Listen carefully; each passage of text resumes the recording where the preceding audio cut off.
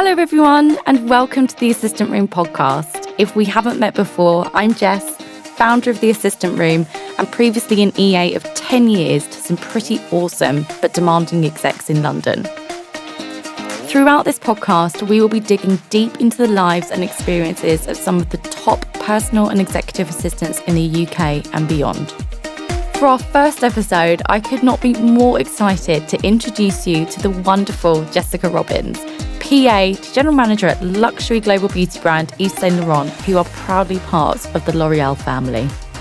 With 13 years experience in the support industry and a seriously impressive CV, Jess and I first connected earlier in 2019 to discuss her involvement in this series. As you can probably tell, I could not have been more thrilled when she agreed to meet me at our recording studio in London's West End. From taking a change of direction in her career to moving laterally within one of the biggest tech companies in the world, Jess is one of the most passionate PAs I have ever had the pleasure of meeting. So, Jess, so talk us through your career. So your very, very first role as reception manager at Winterworld, and then through to your current position now as PA to General Manager at Yves Saint Laurent. So I started my career running a little tanning and beauty salon in my hometown in Guildford in Surrey. So country girl to city girl, and back in the day when anything went in the beauty industry, before we established the extent of the harmful effects of tanning. I absolutely loved being at the hub of something I was really passionate about. And that's where it all started for me. I worked about 6 days a week out of choice, and I really discovered my work ethic when I was doing something I loved. Eventually, I actually moved into a recruitment role in the corporate world after about 5 years. I decided I needed to develop a career for myself and try a different industry. And I was actually lucky enough to be offered a foot in the door, ironically through a customer at the salon who ran the consultancy. Again, I threw myself in, but it was mid-recession. Not the best time to make a career for yourself in recruitment. Nonetheless, though, I gave it my best shot for a few years and then just realised it wasn't for me. I'm not cut out for sales at all. I was in my early 20s and needed something a little less brutal. And that's where Samsung came into my life and gave me the gift of becoming a PA. I was actually given my foot in the door by the very same person, my manager in my recruitment role, which is weird. And I went from being a temp on reception to an office manager and then a PA. Very cool. It's quite a nice story. I mean, recruitment. I don't envy anyone in recruitment. It's just so bloodthirsty. It really is. Do you know, there's some really great people in recruitment, but unless you're that kind of person that you're just tough-skinned and you really, challenged by figures and money and, KPIs, it's just not for me. No. I think everyone in that industry that I worked with at the time can agree I was absolutely awful at it. But I brought the humour, so it's fine. We can't be good at everything. Exactly. So let's go back to your time at Samsung, which is obviously one of the biggest tech companies in the world. Everyone knows Samsung. And as you said, it was your first step into the support industry. Obviously, from reception, you went to office manager, and you were there for 10 years in total. And you worked in so many different positions whilst you were there. Yeah. And it must have been so much fun and really interesting to be able to work in so many different departments and for so many different people. So how important do you think it is for assistants to be open to lateral moves within the business? Because it isn't something that a lot of people like doing. Yeah, honestly, I think it's key. It's so important to try new things, experience new skills, and really find out where your strengths lie and what motivates you. For me, I really have to feel passionate about something. The brand, the team, being creative, that's where my strengths lie. And I know that about myself, having tried lateral moves. Especially an organisation like Samsung, it will always be such a special company for me because it really helped me to develop and figure myself out. I was mostly encouraged by managers or HR to put myself forward for roles, and I always kept my ear to the ground with my fellow assistant community because let's face it, we are in the know. But I firmly believe that to develop your career, particularly as an assistant, you absolutely need to build a brand for yourself, that brand being you. Honestly, it's got me to some pretty amazing places throughout my career, and a strong network will get you everywhere. I think people really underestimate how important having that network is. Completely. I mean, Yeah. the only reason the assistant room exists is because throughout my 10 years of being a PA, I networked and I grew my own community. Yeah. And it just made it so much easier when I, threw the towel in on my last PA job, because I was able to start the assistant room and automatically have a sort of army of followers or an audience that could relate to me and I could relate to them. Yeah. And I think it's just so underestimated. People really need to focus on that going forward, I think. Yeah, I agree completely. Yeah. Okay, so after 10 years at Samsung, you decided to make an industry change and you moved over to another global leader, L'Oreal, which is obviously a huge change in industry. You went from tech to beauty. So why don't you talk us through your role at L'Oreal and give us an idea about what an average week looks like for Jessica Robbins? An average week at L'Oreal doesn't really exist. The phrase every day is different really exists there. I could be doing anything from the usual diary juggling, expenses and PA plate spinning to running to the Saint Laurent boutique, buying gifts, favourite task, looking at amazing venues for upcoming events, planning parties for the brand, again, favourite task, especially when there's champagne. Everyone loves champagne. Exactly. You can never turn down a glass of champagne. Absolutely never. Putting together goodie bags, you name it. Usually you will find half-consumed cups of coffee on my desk. I wish I could say champagne, actually. No. So tech to beauty, what can I say? Absolute baptism of fire culture shock. Mostly, at first, I felt completely out of my comfort zone, not only in terms of the industry, but being the new girl and flying blind for the first time in 10 years, it absolutely terrified me.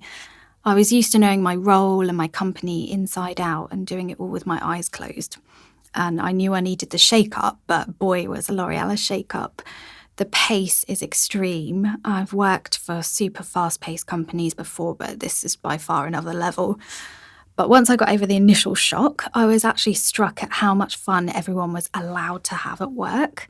People were actually happy. There were parties and little pop-up events and lipsticks and fragrances, and people were sat doing their makeup at their desks. And one day there was even a live band performing in the middle of the office because we'd launched a new lipstick. It was nuts and a whole world away from where I'd come from.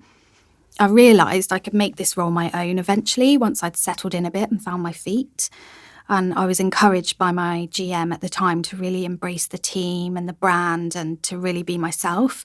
I didn't need to be corporate Jess. I was allowed to be quirky Jess, fun Jess, sometimes inappropriate Jess. I couldn't believe it. This was actually encouraged. I'm not going to sugarcoat the industry, however, it's tough.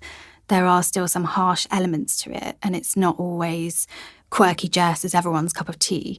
I've had 3 GMs in the 3 years I've been there. The first one was French and very much Devil Wears Prada. She looked like a supermodel. But you know what? She was hilarious and such a clever woman. I think at first when I joined, I was really intimidated by her.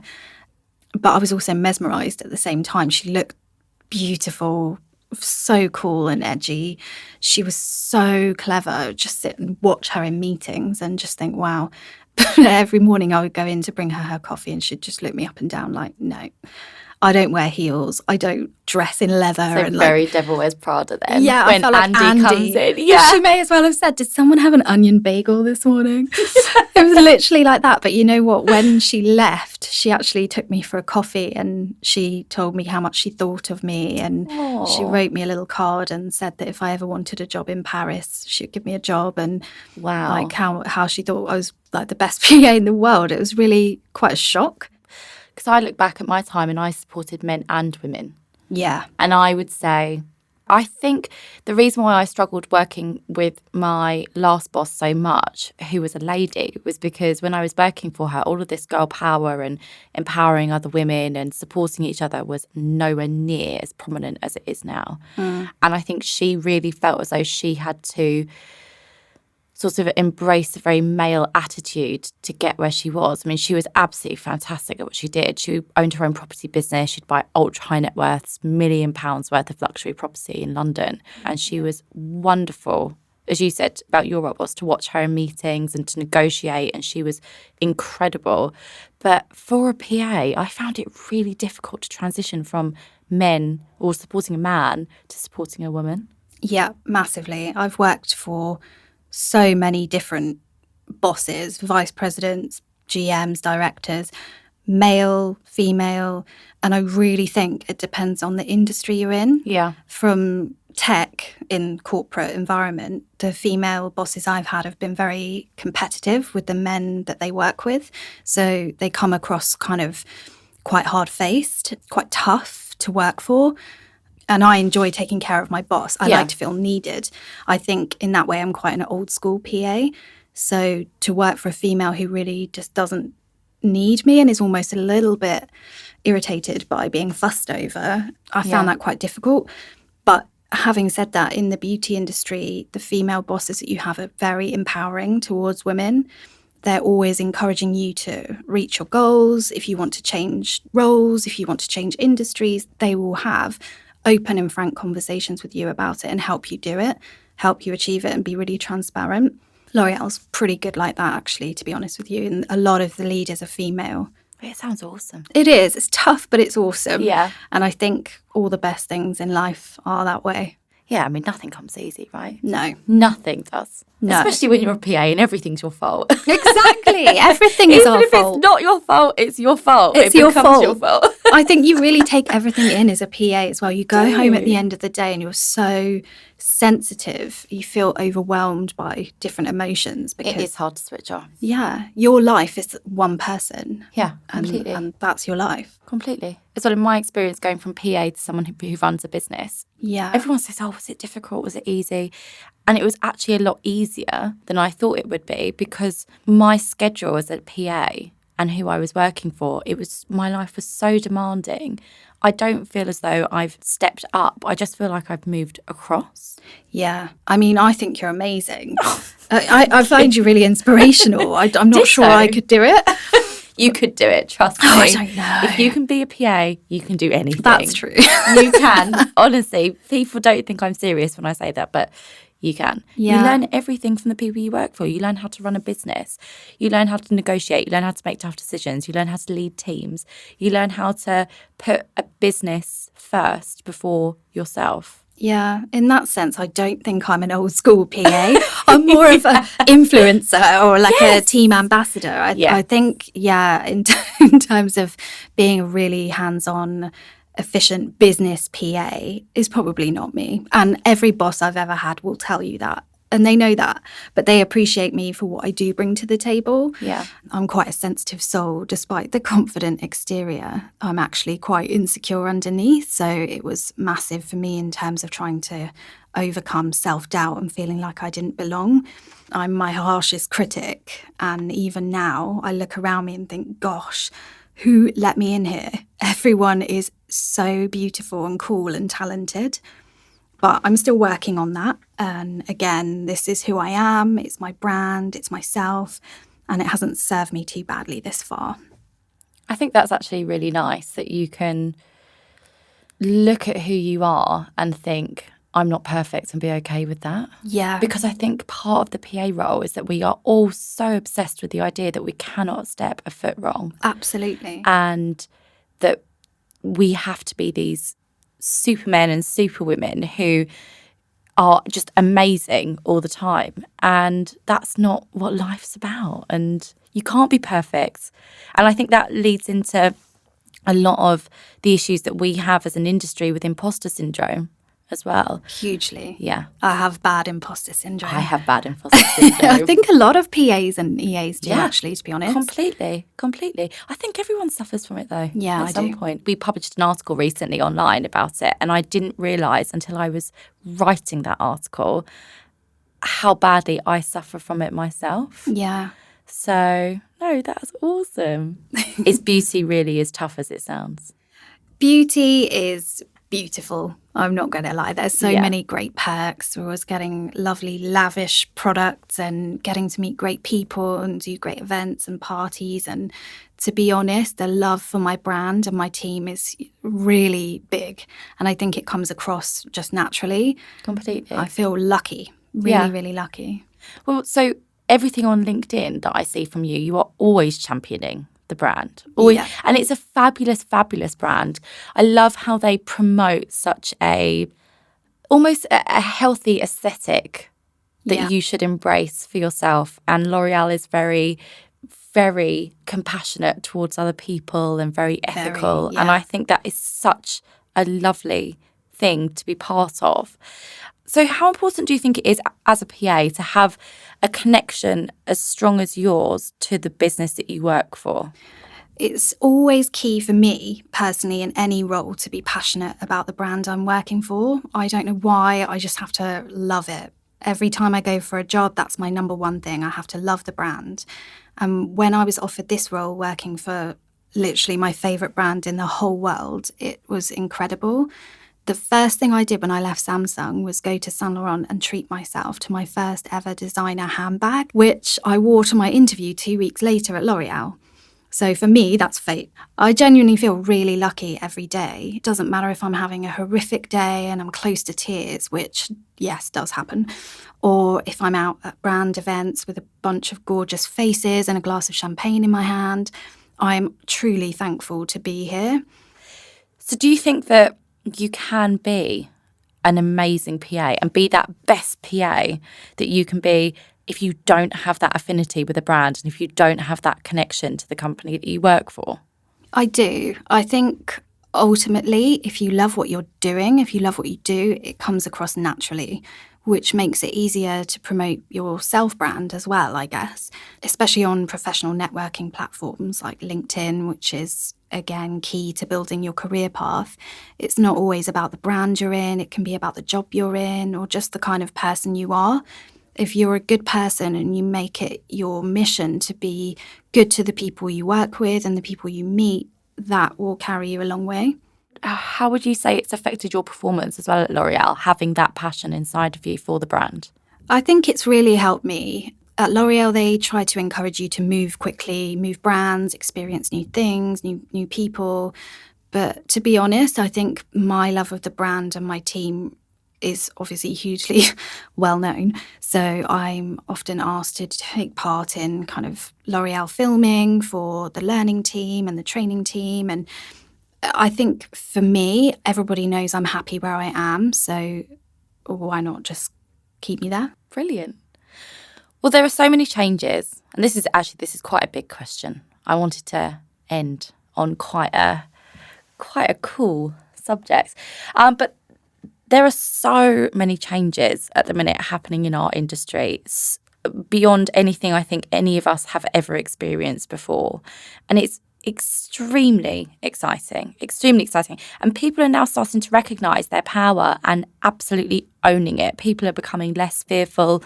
They're becoming less, apologetic.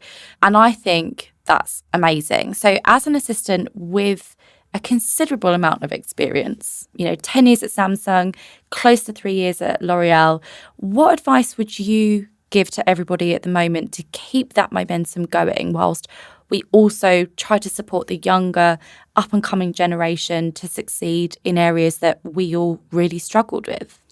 Well, that is a good question. We spoke about having imposter syndrome a lot of the time, and I definitely have that. And sometimes I feel like I quite honestly have no idea how I've blagged my way through my career this far.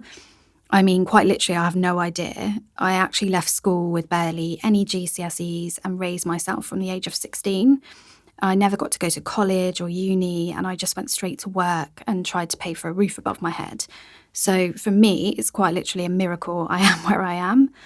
Back then, there was no real support in terms of mental health and real life stuff.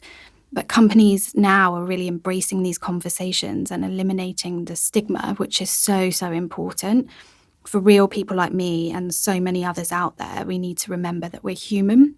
Nowadays, it's a different world. Assistants are no longer submissive machines. We have a voice. we have a network, we have social media. Assistants have the power, career PAs or up-and-coming PAs. We just need to learn how to use it. We're a team. Every assistant is different and we have different strengths and passions and paths. It's about finding your best self and having the balls to go for it. Yeah, definitely having the balls to go for it. I think that's so important. I think everybody needs bigger balls. Bigger balls, balls to the wall. Bigger balls. That's a perfect way to end this podcast. Sorry, guys. No, thank you so much. Thanks for having me. You're awesome, Jess. Thank you. Ditto.